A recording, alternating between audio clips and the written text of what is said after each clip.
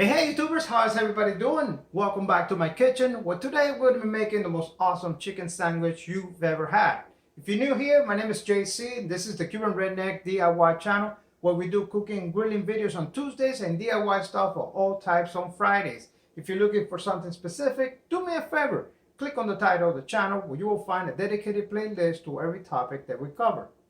I just put a beer in the freezer and I was about to make lunch, and then I said, maybe I should record this. A lot of people have been asking me to make quick, cheap recipes for either lunch or dinner, and this chicken sandwich definitely checks a lot of boxes. It is quick to make, it is easy, and extremely flavorful. So don't fast forward, you may miss something. This is going to take 2 minutes to prepare. Check this out.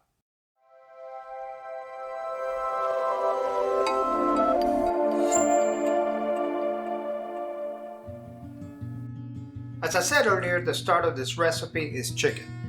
What you see in here are cutoffs from the edges of chicken fillets, which I'm going to season with Italian seasoning, pepper, and salt. I end up with a lot of these because I buy chicken in bulk, and I hope you do too. I know that individual Perdue pouches are very convenient, but they're also as much as 70% more expensive. After seasoning the chicken, we're going to cut a pepper into long, thin strips. I'm using a poblano from my garden, but any type of bell pepper will do. Next, we're gonna make a garlic aioli. I mean, you didn't think we were gonna have a dry chicken sandwich, did you? To make this, we're gonna add equal parts sour cream and mayo into a small container. To this, we're gonna add garlic powder to taste. Personally, I like it to have a pronounced garlicky taste. Once done, set it aside and let's cook some chicken. But before we do that, let's put 2 slices of frozen Texas garlic toast in the toaster. I asked the wife to bring me some Pepperidge Farm Texas toast, but I got some Walmart brand instead. No big deal, it will work as well, but they are considerably smaller. We can now get going with the chicken. Grab the best non-stick skillet you have and add just a teeny bit of oil.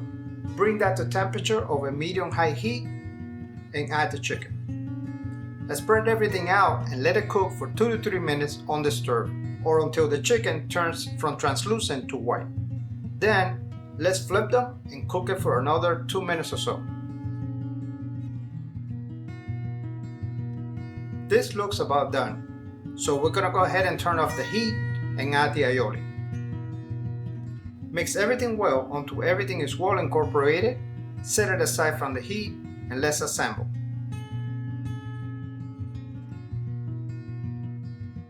My friends, it doesn't get any easier than this. And please don't knock it until you try it. This might be the best chicken sandwich you ever had. I thank you for watching and I look forward to seeing you next week with a new recipe.